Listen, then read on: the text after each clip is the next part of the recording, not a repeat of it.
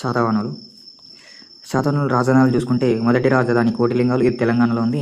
అలాగే సెకండ్ రాజధాని ప్రతిష్టానపురం, దీన్ని పైఠాన్ అంటారు, ఇది మహారాష్ట్రలో ఉంది. మూడో రాజధాని ఎక్కడ అంటే అమరావతి, ఇది ఏపీలో ఉంది. అయితే వీళ్ళ యొక్క శాతవాహనుల వర్ణం చూసుకుంటే వీళ్ళు బ్రాహ్మణులు అనేది చెప్పుకుంటారు. మరి బ్రాహ్మణులు అనేది ఎలా చెప్పుకుంటారు?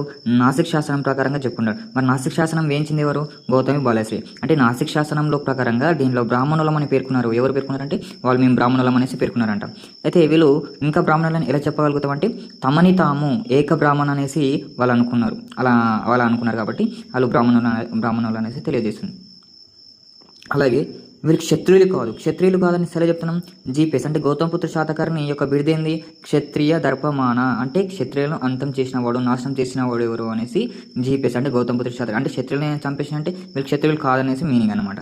అలాగే వీరు ఈయన జాతి వారు అని ఎలా చెప్తున్నాం అంటే పురాణాల ప్రకారంగా, ఏ పురాణం? మత్స్య పురాణం, వాయు పురాణం, విష్ణు పురాణం, భగవతి పురాణం ప్రకారంగా వీళ్ళు ఈయన జాతి వారు అనేసి పేర్కొంటారు. అలాగే మిశ్రమ కులాలకు చెందినవారు అనేసి చెప్పుకుంటున్నారు. మరి ఎలా చెప్తున్నారు అంటే జైన గ్రంథాల ప్రకారంగా ఇది మిశ్రమ కులాలకు చెందినవారు అనేసి తెలియజేస్తుంది. అయితే ఇక్కడ నిమ్న కులం అంటే ఎవరు? మేల్ అని, అగ్రకులం అనేసి ఫీమేల్ అనేసి చెప్పుకోవచ్చు. శాతవాహనుల కాలంలో కొన్ని నాణ్యాలు దొరికినాయి కదా, అవి ఎక్కడ దొరికినాయంటే కోటిలింగాల దగ్గర, కొండపూర్ దగ్గర దొరికినాయని చెప్పుకోవచ్చు. అయితే ఈ కోటిలింగాలు, కొండపూర్ దగ్గర నాణ్యాలు ఎలాంటి టైప్స్గా ఉన్నాయంటే సీసా నాణ్యాలు అంటారు. ఇవి ఎక్కువగా ముద్రించారంట ఈ శాతవాహనుల కాలంలో.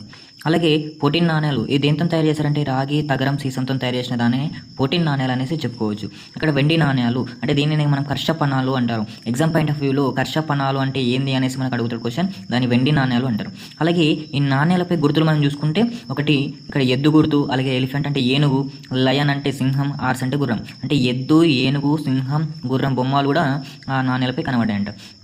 అలాగే ఉజ్జాయిని పట్టణం అనేది ఒక గుర్తు కనబడదంట దానిపైన. స్వస్తిక్ అనే గుర్తు కూడా దానిపైన కనబడదంట. త్రిరత్నాలకు సంబంధించిన గుర్తు కూడా దానిపైన కనబడదంట.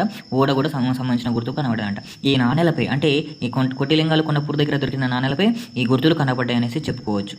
అసలు సమాజం అంటే శాతవాహనుల కాలంలో సమాజం ఎలా ఉంది అనేసుకొని చూసుకుంటే ఈ శాతవాహనుల కాలంలో చతుర్వర్ణం ఉంది అనేసి చెప్పుకోవచ్చు. ఇది ఇంపార్టెంట్. అలాగే ఈ శాతవాహనుల కాలంలో ఉమ్మడి కుటుంబం వ్యవస్థ కూడా ఉంది అనేసి అంటారు. ఎలా ఎగ్జాంపుల్ మనకి ఎలా తెలుస్తుంది? దిమిక అనే ఒక పూర్ణ కుంభం ఉందంట. ఆ పూర్ణ కుంభం దేనికి సింబల్ అంటే జాయింట్ ఫ్యామిలీకి సింబల్ అనేసి చెప్పుకోవచ్చు. అంటే ఇక్కడ చతుర్వర్ణం అనేసి ఉంది అని, అలాగే ఉమ్మడి కుటుంబం కూడా ఉంది అనేసి చెప్పుకోవచ్చు. అయితే ఈ సమాజంలో శాతవాహనుల కాలంలో అసలు స్త్రీ స్థానం ఉందా లేదా అనేసి చెప్పుకుంటే స్త్రీ స్థానం ఉంది. ఏ విధంగా ఉంది? ఎగ్జాంపుల్గా స్త్రీలు పరిపాలనలో పాల్గొన్నారు, నాగనిక బాలశ్రీ అని చెప్పుకోవచ్చు. అలాగే మత స్వేచ్ఛ ఉంది, అలాగే ఆస్తి హక్కు ఉంది మహిళలకి. చూడండి స్త్రీల స్థానం ఏ విధంగా ఉందో.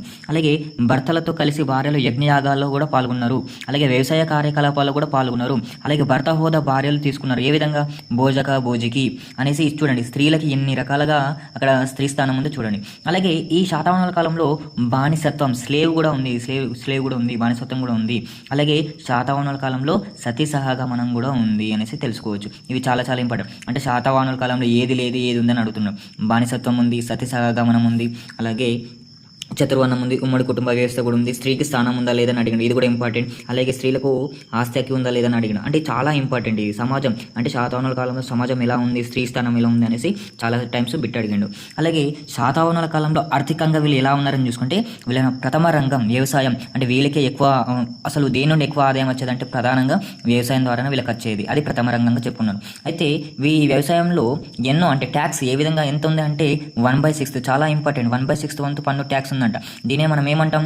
బాగా లేదా దేయమేయ అంటాం. ఇక్కడ ఇదొకటి ఇంపార్టెంట్. మరి కరపన్ను కూడా అంటారు. కరపన్ను అంటే ఏంది? కూరగాయలపై వేసే పన్నుని కరపన్ను అంటారు. ఇది ఇంపార్టెంట్ బిట్. అలాగే కురకర అంటే ఏంది? చేతి వృత్తులపై వేసే పన్నును కురకర అంటారంట. అలాగే శుల్క అంటే ఏంది? నీటిపై వేసే పన్నును శుల్క పన్ను అంటారంట.